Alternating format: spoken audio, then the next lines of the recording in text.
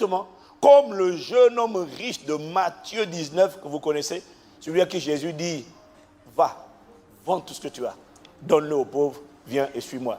Là, le gars dit, mais non mon gars, je t'aimais bien, mais ce que tu me demandes là, tout de suite le visage du gars a complètement changé. Soudainement il était abattu. Il était joyeux, soudainement il est devenu abattu. Il dit, si c'est ça la condition pour te suivre, mon Dieu. Les disciples ont enchaîné en disant, mais qui peut donc être sauvé?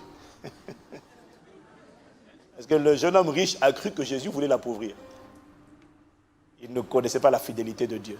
Il a dit, celui qui abandonne, celui qui laisse son père, sa mère, ses frères, ses soeurs, ses biens, ses richesses, ses terres, dans ce monde-ci, qui les donne.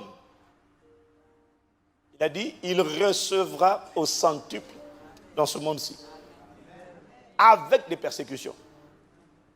Avec des tirs de snipers frustrés, aigris, jaloux, amers. Mais il va recevoir quand même des peut-être.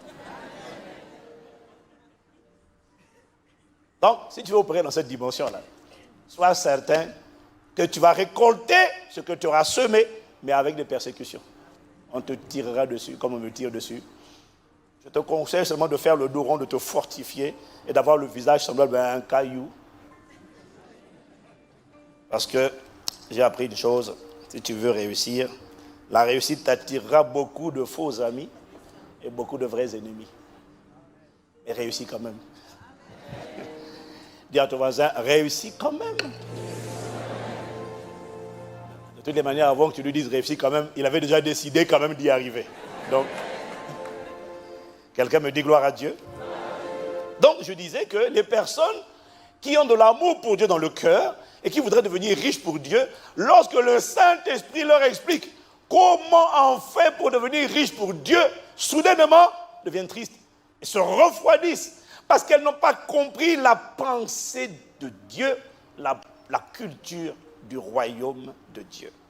Lorsque vous êtes nés de nouveau, lorsque nous sommes nés de nouveau, chacun de nous est né dans le royaume de Dieu, mais il habite dans ce monde. Et dès là qu'on est dans ce monde, on sera toujours confronté à deux systèmes de pensée ou deux choix de vie, deux manières de penser et d'agir. On sera confronté soit à l'amour du monde ou alors à l'amour du Père. Et la Bible nous dit, bien-aimés, n'aimez point le monde, ni les choses qui sont dans le monde, parce que si quelqu'un aime le monde, l'amour du Père n'est pas en lui. Donc, l'amour du Père sera confronté à l'amour du monde. Mais c'est quoi l'amour du Père? On a vu que l'amour du Père, l'amour de Dieu, c'est un amour qui consiste à garder ses commandements et à mettre donc en pratique ses principes, ses commandements, ses ordonnances, ses préceptes, à marcher selon ses lois. Dis Amen si tu me suis. Donc, l'amour du Père consiste à pratiquer ses commandements. L'amour du monde consistera à pratiquer les lois de ce monde, à marcher selon les lois, les principes de ce monde. Le monde est un système de pensée avec des lois, des principes. Si tu veux devenir riche, le monde te dira, tu dois travailler très dur. Tu dois y consacrer ta vie et ton énergie. Tu dois avoir les coudes solides afin de les frapper sur les gens pour te frayer un chemin parce que la concurrence est rude. Tu vas devoir, pendant que tu cours vers l'avant, mettre des peaux de banane discrètes juste sur les sentiers des autres afin que pendant que tu cours, eux, ils glissent et qu'ils slaloment. Et que toi, tu t'envoles. Petit, tu veux devenir riche. C'est un monde féroce. Un seul l'emportera. Fais en sorte que ce soit toi. Non, ne dis pas Amen, mon gars. oui, c'est la preuve de ce que on est ensemble. Mon frère, on est ensemble. C'est juste la preuve que notre système de pensée a besoin d'être renouvelé. Notre système de pensée a besoin d'être renouvelé.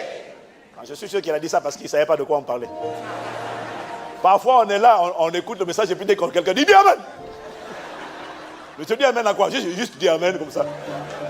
Voilà. Dis avec moi, on est ensemble. Donc, est-ce que quelqu'un me suit?